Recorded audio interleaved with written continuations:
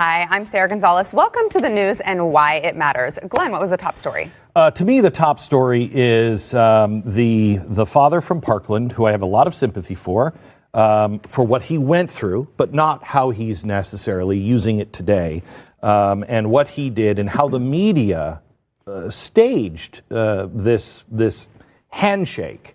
And it's despicable. And we've gone back and forth on Twitter. He has actually responded to me on Twitter, and I'd like to share some of those because I think it's important to have this conversation. Okay, Stu. A lot of people were talking the Kavanaugh hearings and about them and saying that it's this big circus and everything else. And finally, Alex Jones showed up to make sure it was not. He brought some serious. It's not a circus. Yeah, some credibility to the proceedings. Was he wearing a clown nose? No. And he had his shirt on, which I thought was pretty impressive.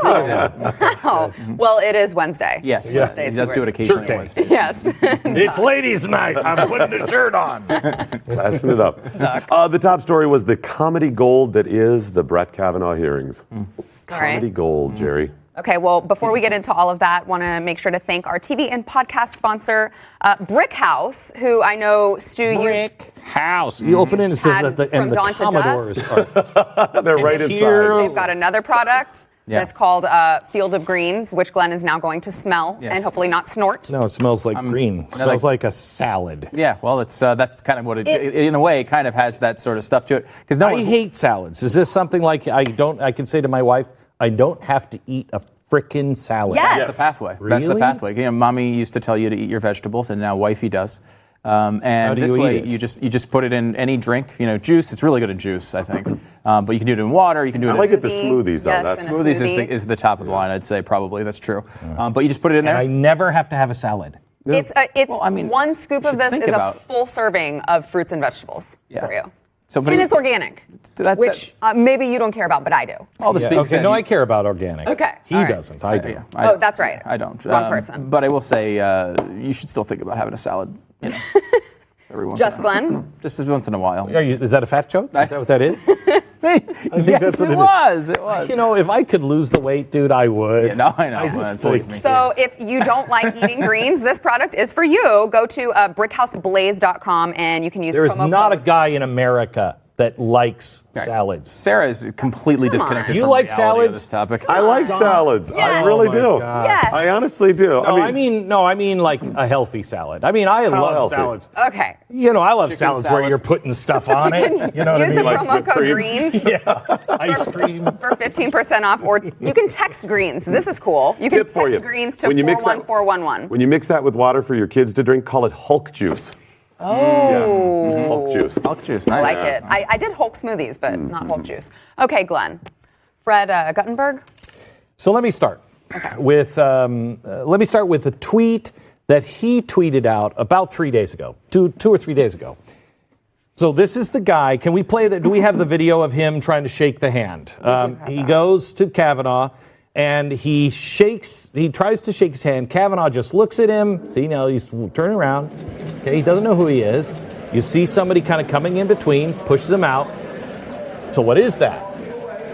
So Kavanaugh's face, he's clearly just very confused. Yeah. He doesn't know He what's has going on. no idea what's going on. I have been, Doc, I bet you have. I know Stu has. I've been in situations very similar to that, where I knew I was going to be under attack. I knew that I was surrounded by people who wanted me to say something or do something. You're in that situation. You're in that bubble. Added on, he's been attacked for 4 hours. His children were so spooked that they had to be removed. And he was told all the way along, just don't do anything, don't say anything, don't interact with anybody, just get out of there when it's done. Okay. So he comes up, and of course somebody's coming up. You're not necessarily hearing, you're not processing. And he grabbed him on the back. So you're like, wait, what? I'm right. And it's loud, and and then all of a sudden, wait a minute, what's going on here? Right. Yeah. Okay. And he supposedly said, by the way, that I'm a Parkland father or something like that. I'm not a mouth reader, but it does seem to me that he says that part of it after he's turned and started walking away.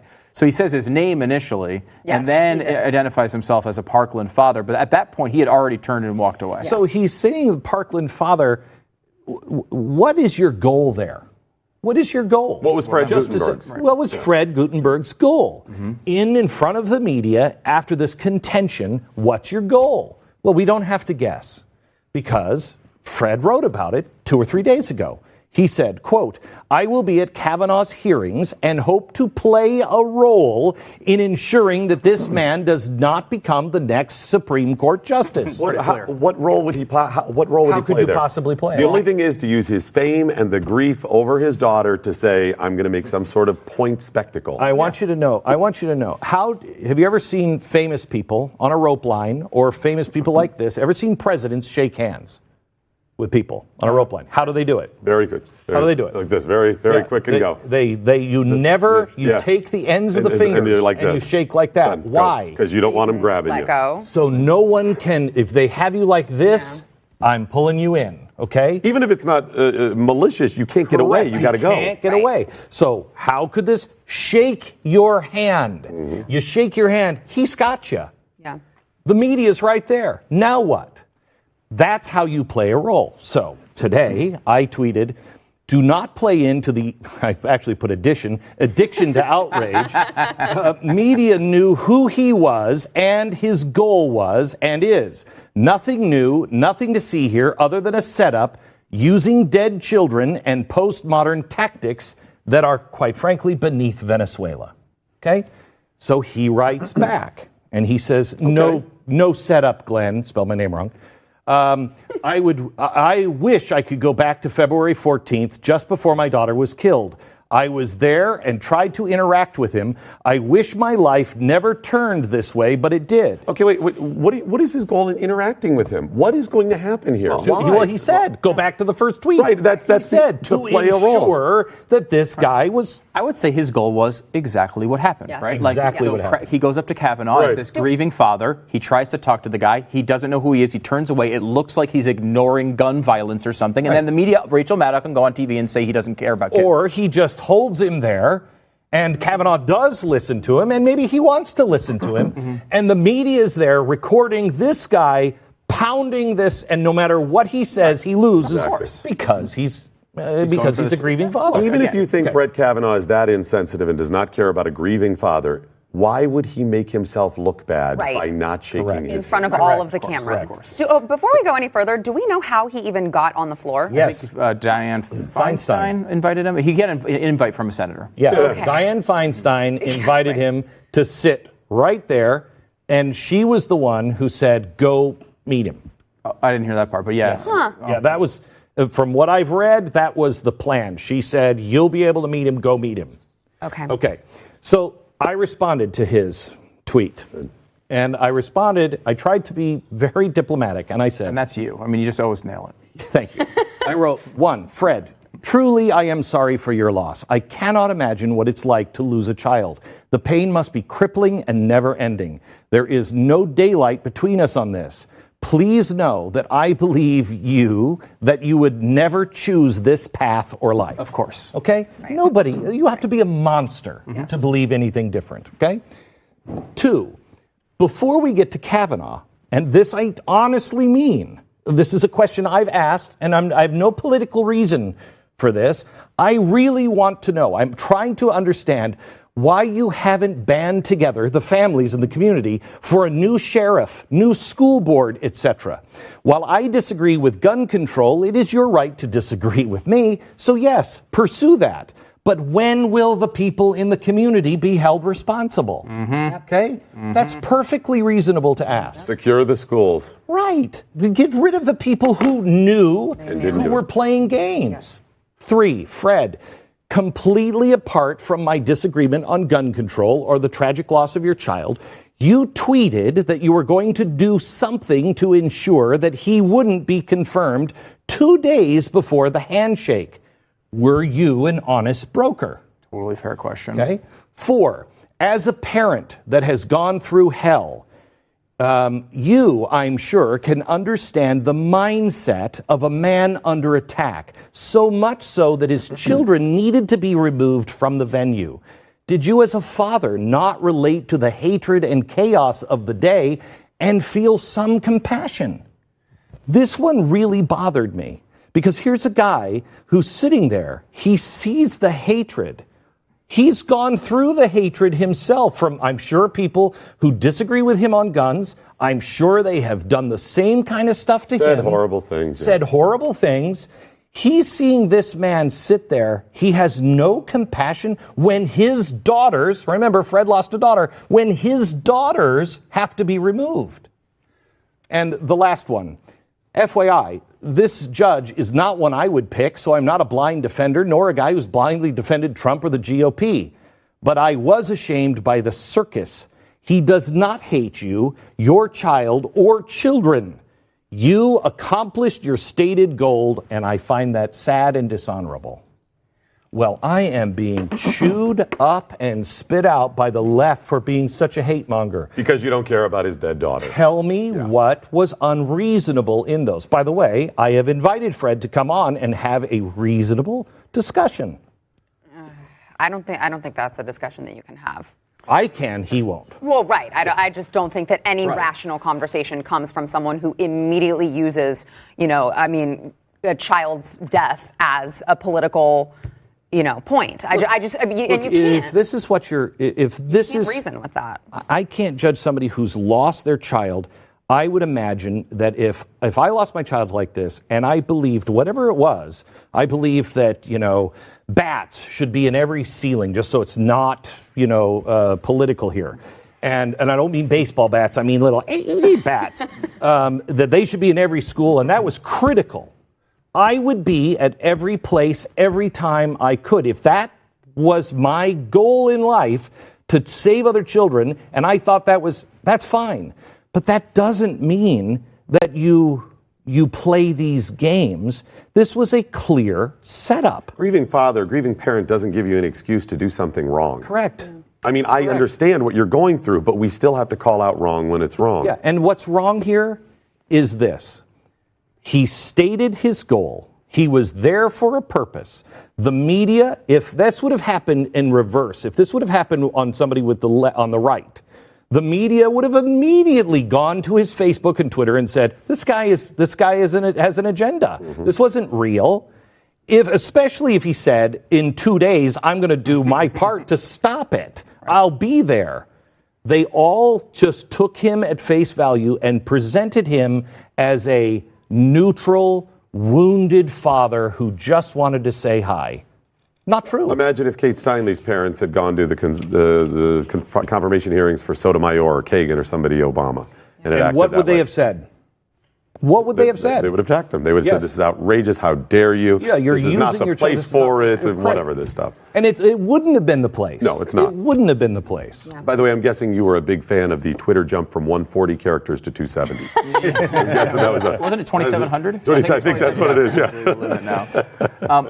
There's a long-term sort of double standard here, right? Where if you are in the media. Something bad has happened to you, something tragic has happened to you, you are able to go and make tons of political statements and even at times go over the line in support of them. And if anyone pushes back, that whatever you've done is sucked out of the conversation. I mean, we saw this happen going back to Cindy Sheehan, right? Like Cindy Sheehan lost her son in war. She became a Code Pink activist and did all sorts of crazy things because she, surely was emotionally distraught. And when you would criticize not her or certainly not her situation, but just the action she was taking, that made you a bad person. And they'll do that constantly to someone if you're doing it from the left side. On the other side, that's not going to happen to you. So I have written a book. I have raised I don't know how many hundreds of thousands of dollars for women's shelters and abuse to stop abuse for women and family violence because I was a part of it. I saw it in my own family, and it still continues in some branches of my family today. And it is awful. Needs to be stopped. I would do interviews specifically on that. And the press said, "So we looked up your mom's suicide. How do you know it was suicide?" And they started to attack me with no politics, none. It's postmodern tactics. And the worst thing we can do is get angry about it because, as we're going to show you probably next week, in the next couple of weeks, Media Matters has shifted gears. The old media doesn't matter anymore. CNN, Fox, that doesn't matter anymore. They're going after our social media, and they are way ahead of us. Way ahead of us. They are inside of Google and Facebook. We will show you the evidence. They're inside, and they're the ones just being helpful, consulting on who should be silenced and who shouldn't be. I'm sure as that played out, when Gutenberg went up to shake his hand, I bet like Cory Booker and Kamala Harris were like, how did Feinstein get him? Yeah, right. How did Gutenberg end up sitting with her? Yeah. You know they all wanted him there. Yeah. Alex Jones was wearing a shirt today when we come back. That's cute. And it does matter. We want him to get as much closure as possible.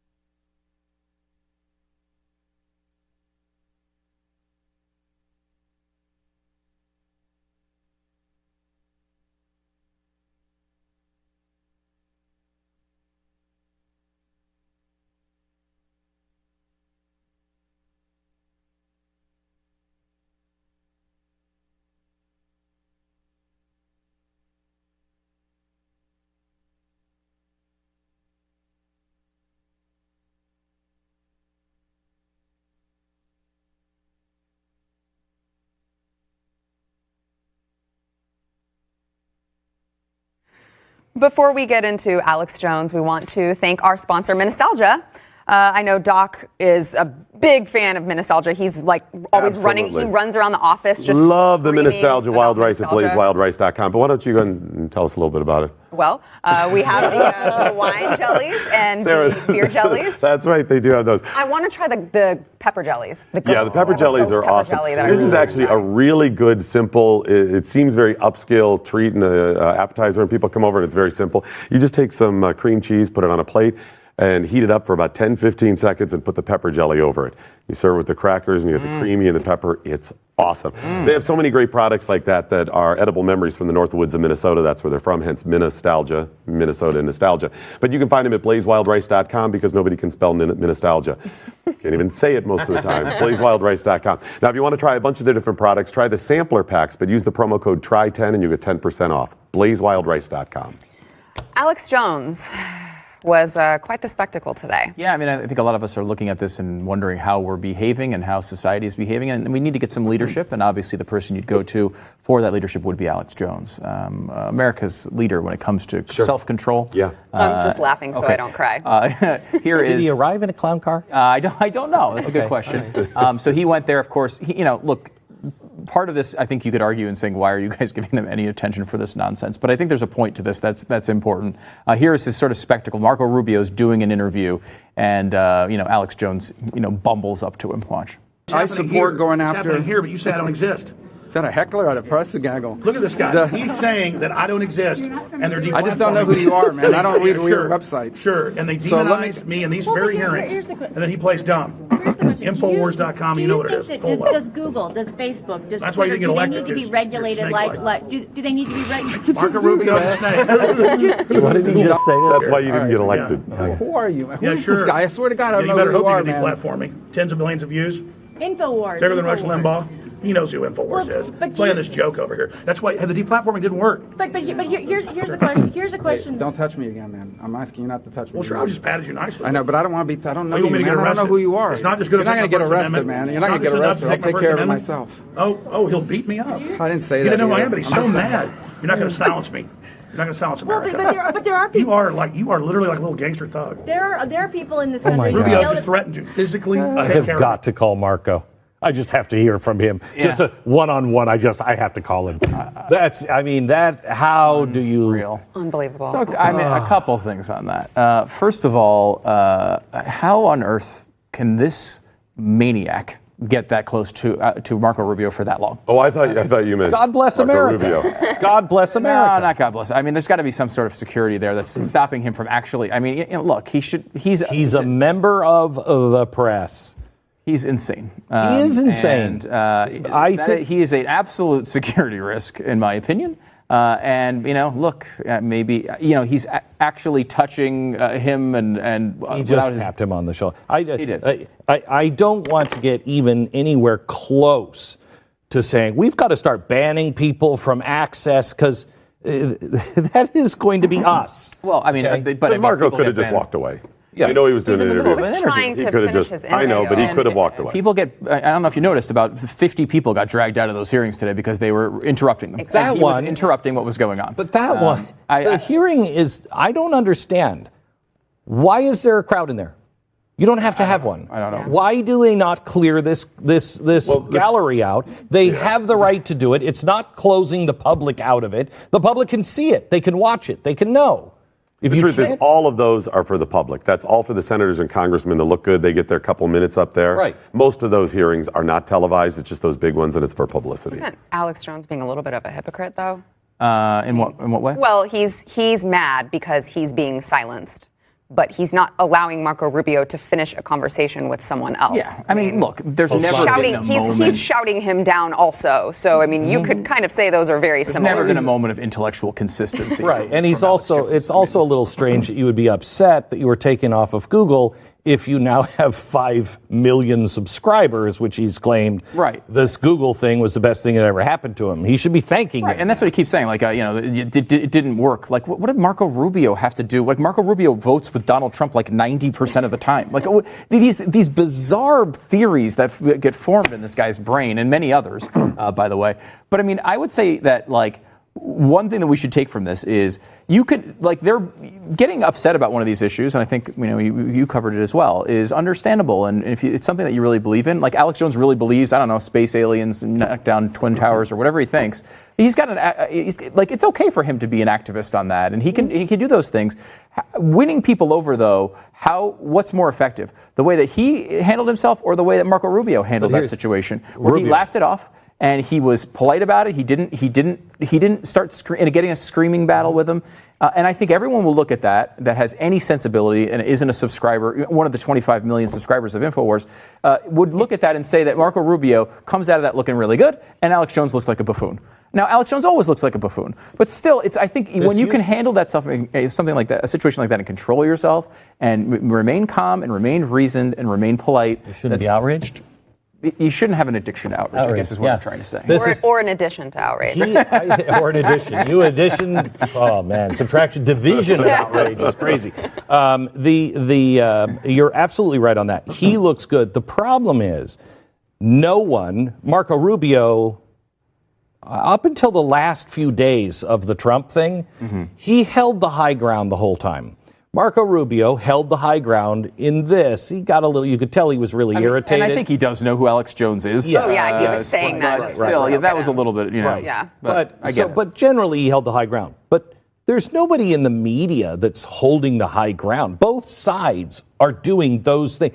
But here's Alex Jones. I don't know if he was for Kavanaugh or not. I don't really care. the people in the meeting. They were doing exactly the same thing.